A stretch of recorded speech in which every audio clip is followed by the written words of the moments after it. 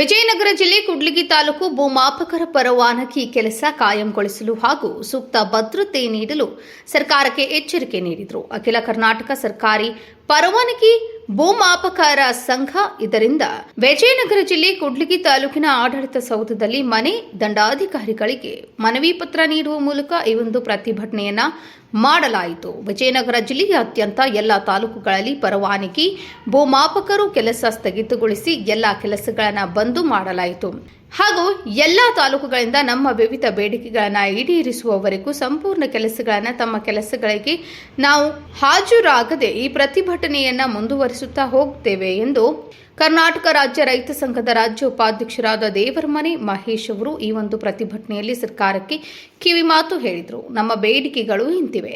ಕರ್ನಾಟಕದಾದ್ಯಂತ ಭೂಮಾಪಕರನ್ನ ಕಾಯಂಗೊಳಿಸಬೇಕು ಹಾಗೂ ವಿವಿಧ ರೀತಿಯ ಭದ್ರತೆ ಕೊಡಬೇಕು ಹಾಗೂ ಜೀವ ವಿಮೆಯನ್ನ ಮಾಡಿಕೊಡಬೇಕು. ಸಮಾನ ಕೆಲಸಕ್ಕೆ ಸಮಾನ ವೇತನ ನೀಡಬೇಕು. ಕೆಲಸದಲ್ಲಿ ಯಾರು ದೊಡ್ಡವರಲ್ಲ, ಯಾರು ಚಿಕ್ಕವರಲ್ಲ, ಸಮಾನತೆಯಿಂದ ಕಾಣಬೇಕು. ಆರೋಗ್ಯದಲ್ಲಿ ಜೀವ ವಿಮೆ ನೀಡಬೇಕು. ಬಾಂಧು ಜವಾನಾರ ಪೂರೈಕೆ ಅತ್ಯಗತ್ಯವಾಗಿ ಮಾಡಬೇಕು. ಸುಮಾರು 22ರಿಂದ 23 ವರ್ಷಗಳಿಂದ ಪರವಾನಗಿ ಭೂಮಾಪಕರಾಗಿ ರಾಜ್ಯಾದ್ಯಂತ ಕೆಲಸ ನಿರ್ವಹಿಸಿ ಮಾಡುತ್ತಿರುವಂತಹ ನಮಗೆ ಯಾವುದೇ ರೀತಿಯ ಕನಿಷ್ಠ ವೇತನವಾಗಲಿ ಸರ್ಕಾರ ನೀಡುತ್ತಿಲ್ಲ. ನಮಗೆ ಸೂಕ್ತ ಉದ್ಯೋಗ ಭದ್ರತೆ ಇರುವುದಿಲ್ಲ. ಸದರಿ ಕಾರಣದಿಂದ ನಾವುಗಳು ಕನಿಷ್ಠ ವೇತನ ನೀಡುವವರೆಗೂ ಪ್ರತಿಭಟನೆಯನ್ನು ಮುಂದುವರಿಸುತ್ತೇವೆ.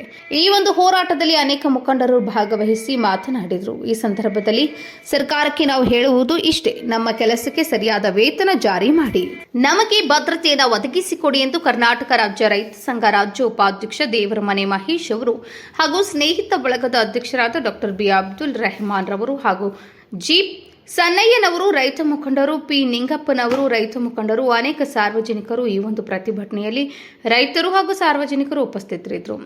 ಕರ್ನಾಟಕ ರಾಜ್ಯ ರೈತ ಸಂಘಕ್ಕೆ ತಿಂಗಳು ಫೆಬ್ರವರಿ 26ನೇ ತಾರೀಕಿನಿಂದ ನಿರಂತರ ರಾಜ್ಯಾದ್ಯಂತ ನಾವು ಮುಷ್ಕರವನ್ನು ಹಮ್ಮಿಕೊಂಡಿದ್ದೀವಿ. ಏನಪ್ಪ ಅಂದರೆ ಇಷ್ಟಿನ 23 ವರ್ಷದಿಂದ ಸತತವಾಗಿ ಪರವಾನಗಿ ಭೂಮಾಪಕರಾಗಿ ನಾವು ಕೆಲಸ ಮಾಡ್ಕೊಳ್ತಾ ಬಂದಿದ್ವಿ.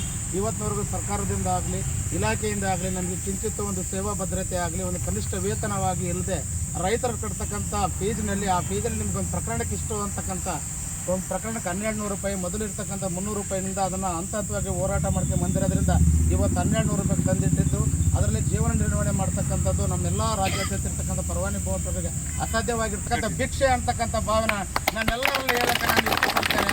ಈಗ ಅವರಿಲ್ಲ ಅಂದರೆ ನಮ್ಮ ಜೀವನನೇ ಇಲ್ಲ. News report Veeresh H Nagalapur, empower news, Vijayanagara.